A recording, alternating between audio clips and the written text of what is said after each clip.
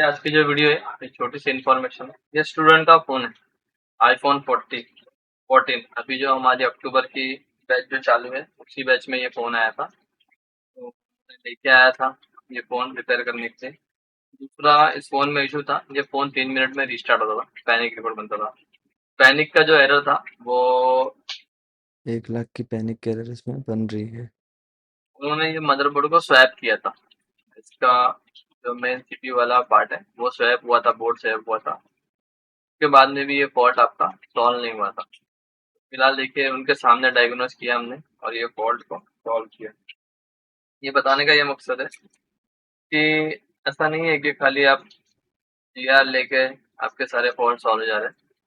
बहुत सारे कम्युनिकेशन की लाइन में इसके इशू था, I2C की लाइन में इशू था, उसको हमने रिपेयर किया है। ठीक है। दूसरा मेन चीज ये है कि जो लोग स्वैप करते हैं, तो ऐसा नहीं है कि आपने स्वैप कर दिया इसका मतलब 100% पीसीबी ओके है। पीसीबी आप जो सीएनसी पीसीबी ले रहे हैं, ठीक है, वो पीसीबी गिरा है नहीं गिरा है, उनमें क्या फॉल्ट है क्या फॉल्ट नहीं, पहले क्या फॉल्ट था, तो आप 100% कंफर्म नहीं हो सकते। दूसरा, अगर आप iCloud पीसीबी लेते हो स्वैप करने के लिए, तो आप जब सीपीयू में से रिमूव करते हो, लेयर निकालते हो, तो कई बार क्या होती है, रिंग वगैरह ड्राई हो जाती है। बट आपको ऐसा लगता है कि नहीं, पहले ही iCloud पीसी था, पहले पूरा ओके कंडीशन में था, तो मेरा सीपीयू डालने के बाद में भी ओके कंडीशन ही रहना चाहिए। ऐसी बात नहीं है।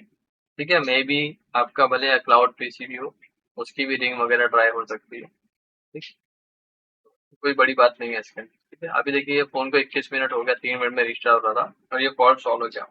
अब ये फॉल्ट था कहाँ से और कहाँ से सॉल्व हुआ, मैं आपको दिखाता हूँ। फिलहाल मैं इसको स्टॉप करता हूँ।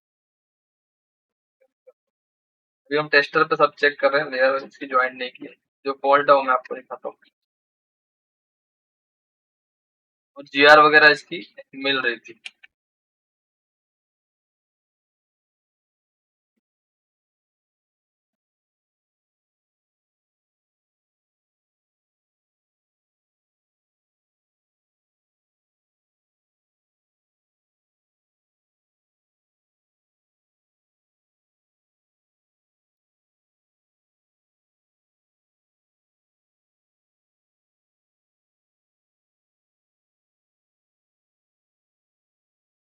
जो फॉल्ट है मैं आपको दिखाता हूँ कि फॉल्ट इनका कहाँ से सॉल्व हुआ और ये बोर्ड स्वैप हुआ था कि नहीं हुआ था, ये भी आपको दिखाता हूँ।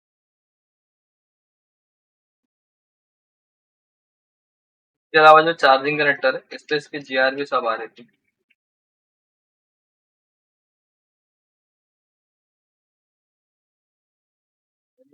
पीसीबी जो है ये इनका स्टूडेंट का फोन है, वो बता रहे थे कि पीसीबी सर मैंने स्वैप किया हूँ, लेकिन फिर भी ये फॉल्ट सॉल्व हुआ नहीं। रीस्टार्ट करते ही। पहले चल रहा था, लेकिन बाद में ये इशू आया था। तो माइक्रोस्कोप में देखो इसमें फॉल्ट क्या था। इसमें जो I2C की लाइन है, जो I2C की लाइन है, यहाँ पे देखिए, जो आपकी चार्जिंग के लिए चल रही है, ये ये रजिस्टर है I2C 1AOP क्लॉक। इस लाइन में इशू था। इस लाइन में इशू क्या मिला हमें, जब हम चार्जिंग कनेक्टर जो इस बोर्ड में है, इस बोर्ड में जब हम चेक कर रहे थे, वोल्टेज चेक कर रहे थे, तो ये जो 5 नंबर की पिन है आपकी, 1 2 5, 5 नंबर की पिन आपकी डाटा की और 6 नंबर की पिन आपकी क्लॉक है। तो अभी अभी जो लेटेस्ट वाले मॉडल है और जो ओल्ड वाले हैं, तो जो लेटेस्ट वाले मॉडल है, इनमें कंपनी ने क्या किया है कि जो पुलअप के लिए लाइन यूज किया है, ये 1.2 की यूज किया है, और अदर मॉडल में, ओल्ड मॉडल में 1.8 से पुलअप किया गया I2C की लाइन को। तो यहाँ पे हमको जो डाटा की लाइन थी, डाटा की लाइन पे 1.2 मिल रही थी, लेकिन जो क्लॉक की लाइन थी, क्लॉक की लाइन पे 1.8 मिल रही थी। 1.2 के बदले पुलअप पे 1.8 मिल रही थी। तो मैंने स्टूडेंट्स को ही बोला कि मैंने आप ही डायग्नोस करो, मैं आपको गाइड करता हूँ। उन्होंने डायग्नोस किया, तो इस रजिस्टर पे दोनों साइड हमको, यहाँ पर भी 1.2 मिली और यहाँ पर भी 1.2 मिली, मतलब यहाँ पे पुल अप ओके मिल रही है, और जब हम चार्जिंग कनेक्टर पे चेक कर रहे हैं तो यहाँ पर हमको 1.8 मिल रही है। तो जो फॉल्ट था, और इसके अलावा क्या, यहाँ पर जीआर वगैरह सारी कुछ आ ही रही है, जीआर वगैरह सब कुछ आ रही है। वायरलेस चार्जिंग से फोन चार्ज भी हो रहा था और फोन 3 मिनट में रिस्टार्ट हो रहा था। तो यहाँ पर देखो, ये लेयर को स्क्रैच किया हमने, मार दिया। यहाँ पे हमने जो इसकी 8वीं लेयर है, 8वीं लेयर है, 8वीं लेयर को स्क्रैच किया, स्क्रैच करके यहाँ से जंपर निकाला है। ये जंपर कुछ इस तरह से जाके यहाँ पर लगा हुआ है, ठीक है। यहाँ पे से इनकी ये ट्रैक एक ओपन हुई थी और यह फॉल्ट जो है आपका सॉल्व हुआ है। ओके, वहां पर देखो, यहाँ पर ये बताने का ये चीज है कि यहाँ पर आपको जीआर भी मिल रही थी, वोल्टेज भी आ रही थी, बट जो वोल्टेज थी, जो पुल अप वोल्टेज है लॉजिक लेवल इसका 1.2 का है, बट यहाँ पर आ रही थी 1.8 की वजह से ये फॉल्ट था। और अभी अगर हम चेक करेंगे इसका, अगर मैं टेस्टर पे आपको चेक कराऊं, देखो, तो अभी रिपेयर होने के बाद में ये क्लियर हो गया है। लेकिन आपको चेक कर,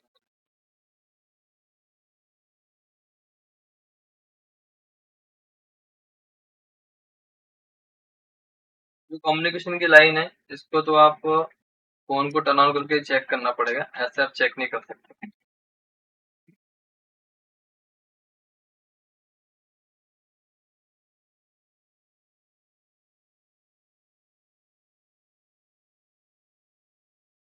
मीटर ऑन कर लेता हूँ तो आपको इसमें दिखेगा।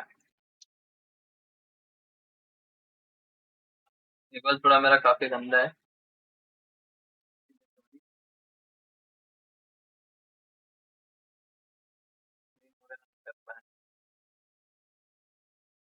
अभी हम फोन को पहले टर्न ऑन करते हैं।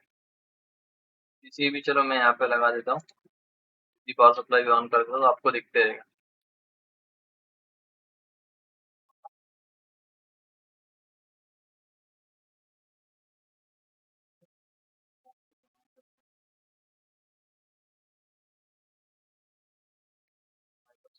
ये देखना पड़ेगा।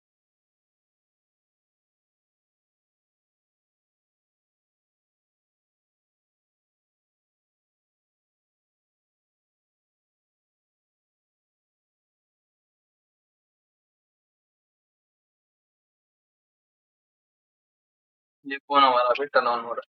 अभी जो इसके कनेक्टर है जिसपे प्रॉब्लम था यहाँ पर, तो यहाँ पर हम चेक करेंगे तो देखो, यहाँ पर आपको जो 5वीं लाइन है, वो 1 2 3 4 5, 5 पे आपको 1.2 मिलेगा और छठी लाइन पे हमको 1.8 मिल रहा था।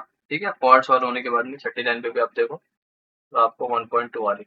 मतलब अब ये दोनों की जो I2C की पुलअप थी, I2C 1 AOP की, ये भी प्रॉपर हो चुकी है और फॉल्ट हमारा सॉल्व हो चुका है।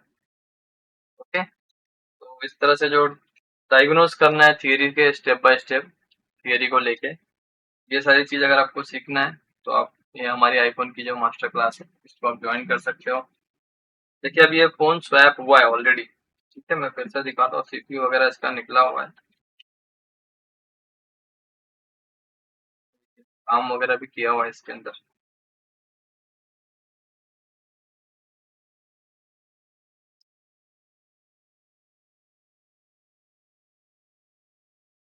ऑलरेडी ये स्वैप हुआ है। ठीक है, सीपीयू वगैरह निकला है, हार्ड डिस्क वगैरह भी डाली हुई, देखो।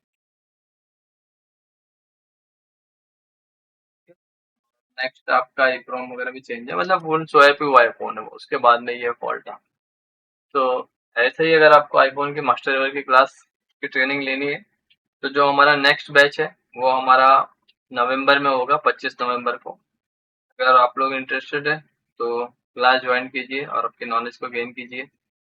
4 बंदों की सीट होती है, तो फिलहाल यहाँ पर लाइव क्लास रहती है। और आपके पास में कोई अगर हैंडसेट है, आप अपने लेके आना चाहते हैं कि सर मेरे से रिपेयर नहीं हुआ है, इसको डायग्नोस करके फॉल्ट क्या है क्या नहीं है, तो आपके सामने आपका हैंडसेट में लाइव रिपेयर करके डायग्नोस करके भी आपको दिखा दूंगा।